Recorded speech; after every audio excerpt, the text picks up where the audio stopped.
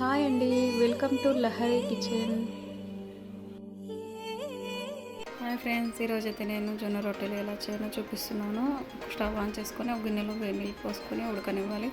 తర్వాత జొన్న పిండి వేసుకొని ఇట్లా కలుపుకోవడానికి ఒక గిన్నె తీసుకొని అందులో ఎంత చపాతీగా ఉన్న రొట్టెలకు సరిపడా పిండి వేసుకోవాలి. ఆ తర్వాత వేడి నీళ్ళు ఉడకబెట్టుకున్న వాటర్ మొత్తం వేసేసుకొని కలిపేసుకోవాలి.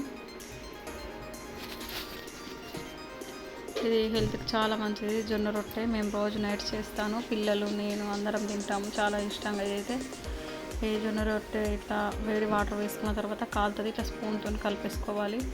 చల్లైన తర్వాత కొద్దిగా కలుపుకుంటూ ఇట్లా ఒక చపాతీ ముద్దలా చేసేసుకోవాలి. జొన్న రొట్టె పిండి బాగుంటుంది టేస్ట్. ఇది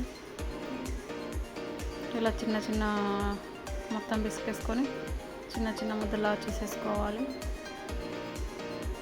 అంటే ఇట్లా బాగా ఎంత అంటే అంత ఇట్లా ఎంత గట్టిగా బలంగా పిండిని ఇట్లా చేస్తే బాగుంటాయి చపాతీలు రొట్టెలు. చూడండి ఇట్లా ముద్దలా చేసేసుకోవాలి. నేనైతే పీట మీద చేస్తాను, బండపైన కూడా చేస్తారు కొంతమంది. నాకైతే పీటనే అలవాటు. చూడండి ఇట్లా ముద్దలా చేసేసుకొని మెల్లిగా కొడుతూ ఉండాలి. దాన్ని చపాతీని తిప్పుతూ కొడుతూ మెల్లిగా చేస్తూ ఉండాలి. రొట్టె రెడీ అయిపోతుంది.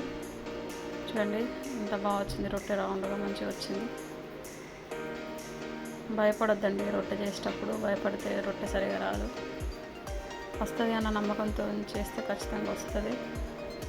చూడండి పెనం పెట్టుకొని హీట్ అయిన తర్వాత రొట్టె వేసేసుకుంటున్నాను. వేసేసుకొని హై ఫ్లేమ్లో పెట్టాలి. కొన్ని వాటర్ జల్లేసుకోవాలి పైన. హై ఫ్లేమ్లోనే ఉంచేసుకోవాలి. రొట్టె బాగా కాలుతుంది జొన్న రొట్టె. చూడండి ఇట్లా ఒక్కసారి వాటర్ మొత్తం వేసేసుకొని ఇలా అనేసుకోవాలి. అటు ఇటు పెద్ద పెట్టి దాన్ని బాగా రొట్టె కాలేలాగా కాల్ చేసుకొని తీసేసుకుంటే అయిపోయింది ఫ్రెండ్స్. సింపుల్గా జొన్న రొట్టె చేసేసుకోవచ్చు.